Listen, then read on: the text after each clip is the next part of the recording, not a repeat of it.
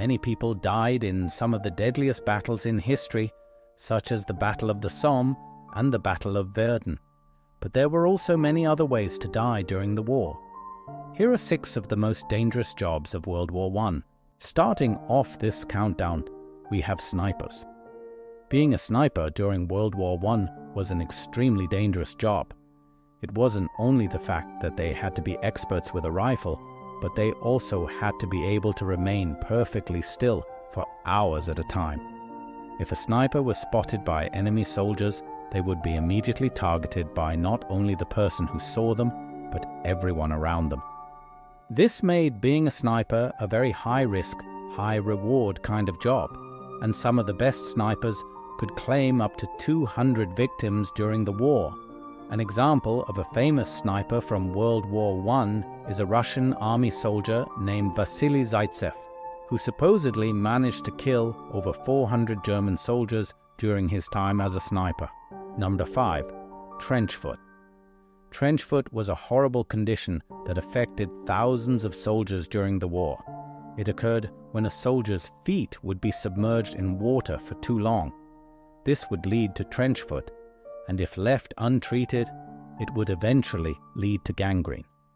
The only real way to treat trench foot was to immediately remove the infected parts of the foot. This would, of course, leave the soldier unable to march and sometimes even causing them to go blind. So many soldiers with trench foot preferred to just hobble along as best they could instead of getting treated.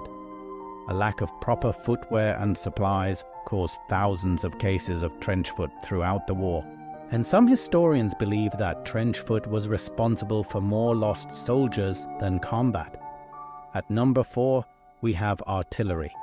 Being an artillery soldier during World War I was a terrifying job.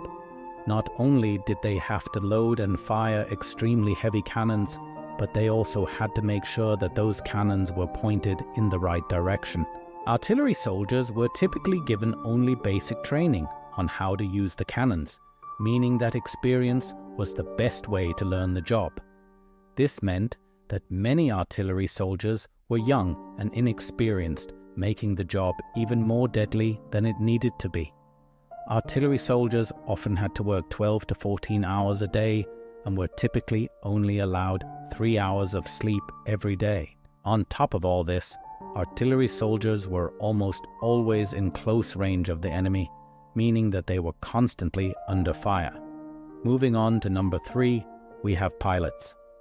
Flying a plane during World War I was one of the most dangerous jobs a person could have. Not only were the planes loud and dangerous to operate, but dogfights could turn deadly in an instant. If a pilot was hit while flying their plane, they would slowly begin to lose altitude. Once they were low enough, they would parachute out of the plane and hopefully land safely.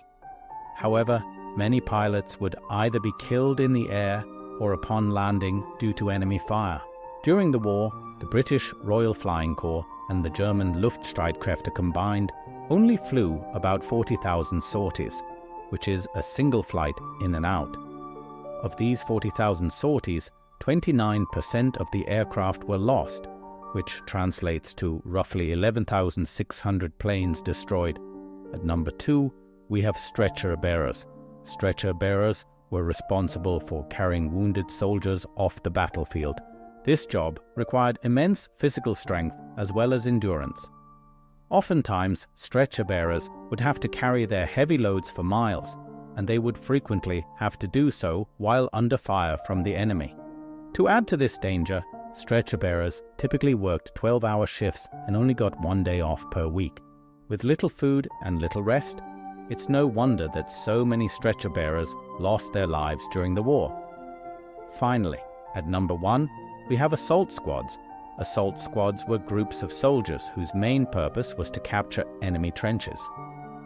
These missions were typically only successful if the enemy had abandoned their posts, but that was unknown to the assault squad prior to their attack.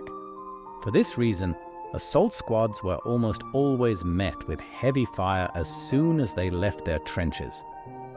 Oftentimes, assault squads would suffer massive casualties, and even entire squads would be wiped out. Those who did manage to survive the initial volley of bullets would then have to fight in hand-to-hand combat. As soon as the squad made it into the enemy trench, other soldiers would come running out of dugouts to defend their homes. What makes this job the most dangerous of all is the fact that the success rate was next to nothing.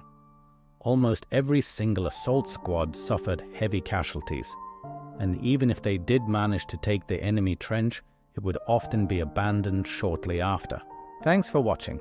Which of these jobs would you have been the most scared to do? Let us know your thoughts.